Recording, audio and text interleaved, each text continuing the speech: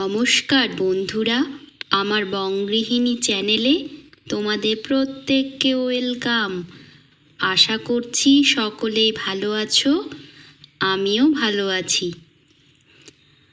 আজ আমি তোমাদের সাথে তালের মালপোয়া ও তালের ক্ষীর রেসিপি দুটি শেয়ার করব। চলো তাহলে শুরু করি। প্রথমে আমি তালের পাল বের করে নেব। তালের পাল বের করা হয়ে গেছে। এইবার আমি একটা ঘন ব্যাটার বানিয়ে নেব। আমি 1 ঘন্টা আগে গরম দুধের মধ্যে 2 চামচ সুজি ভিজিয়ে রেখেছিলাম। আমি বাটির মধ্যে সুজিটা দিয়ে দেব।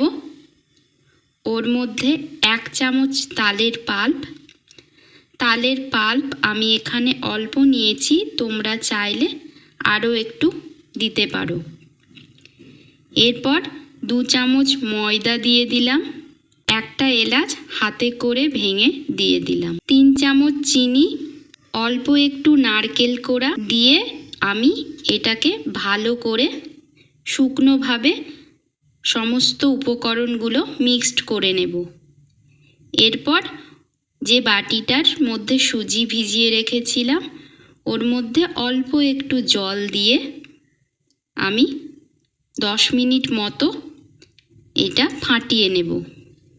এরপর আমি এটা 25 মিনিট মতো ঢাকা দিয়ে রেস্টে রেখে দেব। 25 মিনিট পর আমি একটা কড়াই বসিয়ে দিয়েছি। ওর মধ্যে সাদা তেল দিয়ে দিলাম।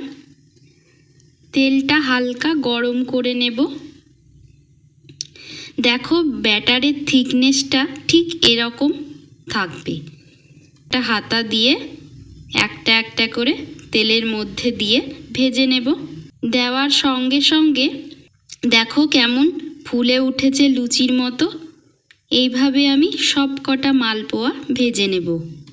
আমি একটু কাজু ও আমন্ড বাদাম গার্নিশিংয়ের জন্য ব্যবহার করেছি। দেখতে যেমন লোভনীয় হয়েছিল, খেতেও সেরকম সুস্বাদু।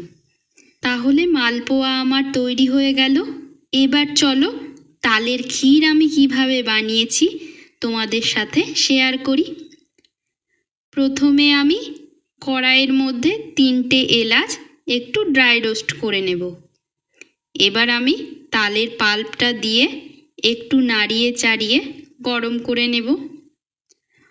ওর মধ্যে আমি পরিমাণ মতো চিনি দিয়ে দেব। এবার আমি তালের পাল্পটা খুব ভালো করে ফুটিয়ে নেব। হয়ে গেছে ফোটানো। এবার আমি পাল্পটা একটা পাত্রের মধ্যে ঢেলে রেখে দিচ্ছি। ওই কড়াইয়ের মধ্যে আমি দুধটা জাল দিয়ে নেব। দুধটা ফুটে এসছে।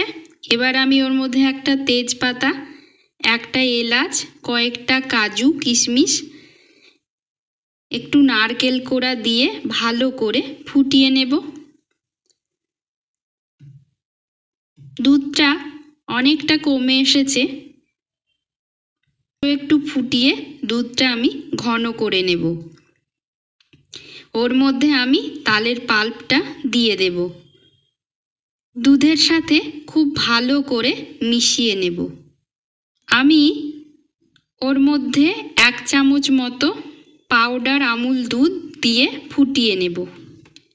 যে এলাচগুলো ড্রাই রোস্ট করে রেখেছিলাম ওগুলো একটু থেতো করে নিচ্ছি।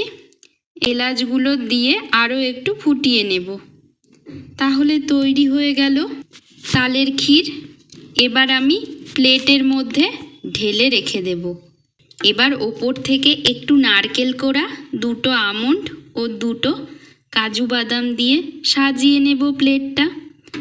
একটু ঠান্ডা হয়ে গেলে আমি এটা 1 ঘন্টা মতো ফ্রিজের মধ্যে রেখে দেব।